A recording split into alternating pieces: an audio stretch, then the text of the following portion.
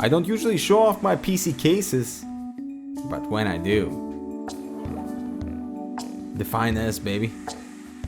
Room for activities, modularity. Strip it down all you want. Yeah. No problem with the heat either. Know what I mean?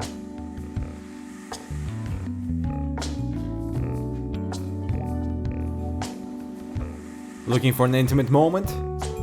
The finesse is something sexy.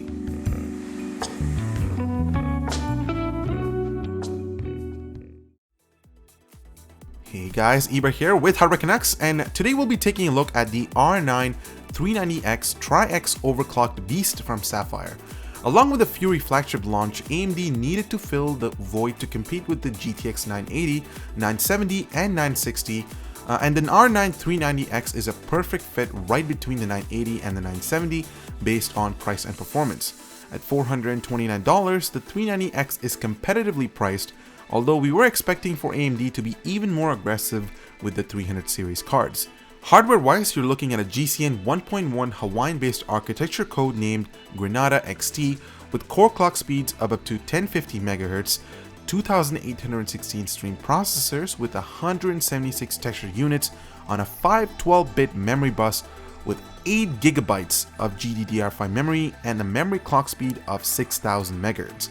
Features like virtual super resolution, FreeSync support, and upcoming DX12 support are all covered with the 390X, and we're happy to see the TDP of 275 watts, which is about 8% less than the power-hungry 290X.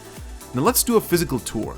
The shroud here follows a unique sapphire orangey yellow and black color scheme with triple 80mm fan design along with an extensive aluminum fin array and a vapor chamber contact plate.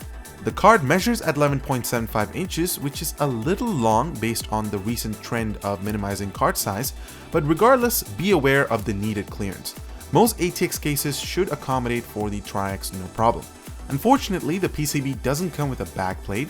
The black PCB though is a bit stealthy, and here you can spot the extended cooler which exceeds beyond the PCB by a hefty 1.5 inches. As of I/O, you're getting 3 DisplayPort 1.2 ports for 4K at 60Hz, an HDMI port, and a DVI connector, so really flexible options here. Sapphire does require a dual 8-pin power connectors compared to the 8+6 reference design in order to accommodate for extreme overclocking. So let's jump into the benchmark, and the 390X performs just as expected compared to the 290X with about a 10% increase in performance across the board when we ran games at 1440p at very high settings. It manages to keep strong in a few key titles, but it falls a little behind the GTX 980 in some games, which we hope is a matter of driver optimization for the 390X to maintain a competitive edge.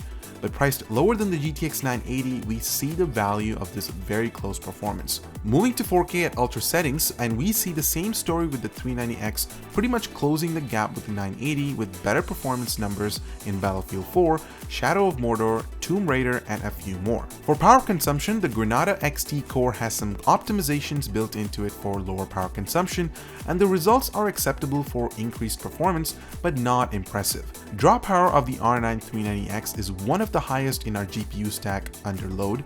However, when idle, it consumes less than 5%, which is appreciated.